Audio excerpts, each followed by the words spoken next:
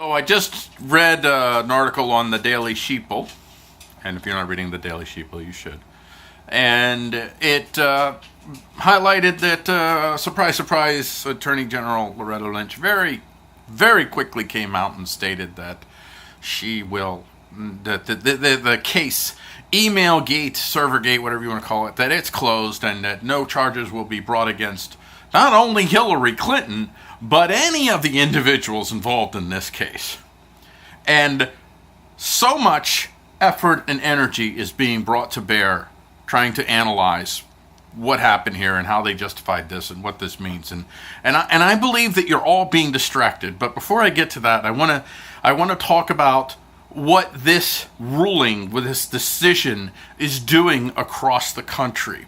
We've seen yesterday 2 more police shootings, which are questionable. I won't speak about the degree to which maybe they are or are not questionable, but I can say that the tension between the police and the quote-unquote citizens is only increasing.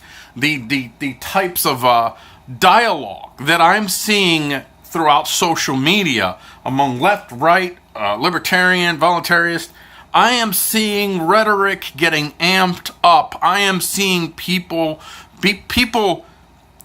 in some cases calling for all-out armed resistance, but mostly not quite. Kind of approach. They're calling for all-out armed defense, not resistance. Of resistance as in taking up arms to overthrow. But they are talking openly now about armed resistance in terms of defense if somebody approaches you from the government. With this ruling, so many people are paying attention to this, and social media hypes everything so much. You see, usually you hear about a story once, twice, 3 times. Now in social media, people are hearing about the story 15, 20, 30, 100 times. It's like an echo chamber in your head. It just gets worse and worse. So this ruling is doing nothing to help lower the tension between the quote-unquote citizens and law enforcement. So things are just going to get worse as a result of this ruling. And I should add, it's the cop shootings. They're very, very convenient to happen right now to try to dissuade the country. And when I say the country, I mean the folks that are actually paying attention to this sort of stuff. And more folks are starting to pay attention to political stuff that's going on.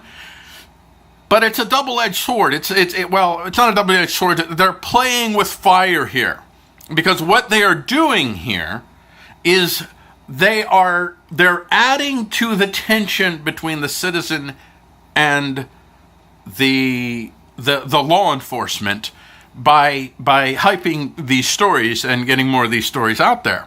And maybe they want that. Maybe they feel like they can win this showdown. I don't think they can win this showdown. I think if they were to try to overtly seize power and try to lock things down, that they would have far more than 10% of the population. You really only need about 10% of the population to fundamentally decide that they will not participate in your community anymore for it to wreak havoc with your community. And I think it will be far more than 10% that will do whatever they can to resist this community this new reality that you would like to create.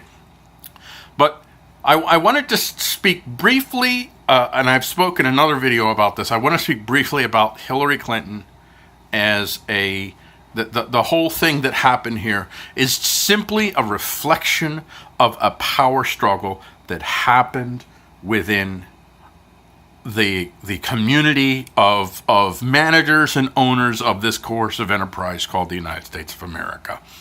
There are groups of folks, very, very powerful folks, that are kind of in the Obama camp, and by that I mean they run Obama. And then there are groups of folks that are kind of in the Clinton camp, and by that I mean they run Hillary Clinton. And they have a lot in common, but one camp wants to have more power than the other camp. And the people in the Obama camp, what this whole thing was really about, why they had the investigation in the first place, was absolutely simply a power play.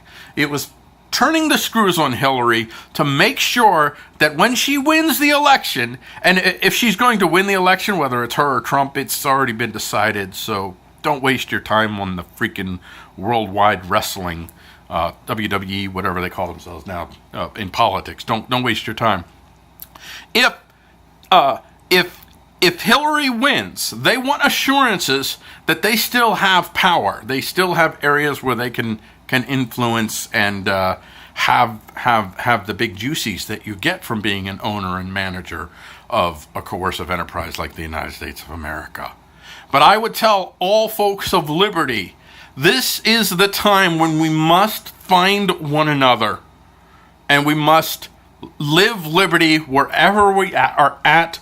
We need to find folks in our local area. I know I've already begun my local newspaper project, which is, among other things, beyond earning me a living, it is also intended for me to find local voluntarist, liberty-minded folks that I can connect to. What we really have to focus on is what unites us and not what divides us. And the two things that unite us that we should be focused on. And I understand non-aggression principle. You can come up with all kinds of scenarios where gray area this, gray area that. Let's just concentrate on the areas of non-aggression that are black and white, and let's push that right now. There is a time and a place for us to address the gray areas of the non-aggression principle, and we can all agree that a coercive enterprise, such as the United States of America, or its little subsidiary coercive enterprises from state government down to your local municipalities, that there is something fundamentally wrong, fundamentally immoral about a coercive enterprise. And that the way that we are going to rid ourselves of these meddlesome priests is by rendering them obsolete. Their legitimacy is that they convince people that without them, they cannot survive. Who will build my roads? Who will educate my kids? The more of us that connect and do and demonstrate that we can do without coercive enterprise, the more people will come to us and say, okay, I want to do this. We're not going to win people over by appealing to intellect, to ideals. We're going to win people over by appealing to usefulness. You can take care of yourself. You can be sustaining. You can have the things that you want in life, and you can have it in a place where you have more liberty to make the decisions that you want to make. When we come at it with, well, don't you want more liberty? No, they don't. Liberty for most people is icing on the cake. They're always willing to sacrifice liberty with the belief that they're surrendering liberty for security. Whether it's security that their business isn't going to be overrun by another competitor, or whether it's security because they believe in the big bad boogeyman, ISIS, or whichever flavor it is of the day. So in closing, all of this, the Hillary Clinton indictment, the shootings that are going on, this isn't really something for us to participate in, other than pointing out to people, this is your state. That your state, which is legitimizing itself by saying it will offer you security, is actually becoming a threat. Now that's legitimate. But none of this is going to be stopped with violence. None of it. What we need to do is we need to live liberty. We need to be liberty. We need to share liberty wherever we are, in greater and greater numbers as we come to connect to one another on the ground where we live.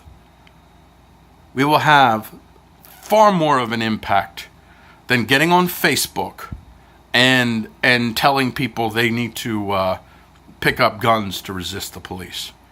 I tell you what you do. Instead of picking up a gun, and don't get me wrong, I'm a gun owner, and yeah, I'll probably buy more guns. I'll always buy more guns, even if I didn't need them, I would, because I love guns. But rather than pick up your gun, what you do is you need to pick up the freaking phone and call someone that you know that is in liberty and say, hey, how can we cooperate more? And then that person knows someone, or you know what, someone else. So there's so many ways out there that we can build these communities. I know you should look at Liberate RVA with Cal Monet and see what he's doing. But don't pick up a gun in the name of bringing liberty to this world. Pick up the phone, pick up a tool that allows you to connect to the people around you and do liberty. That is all.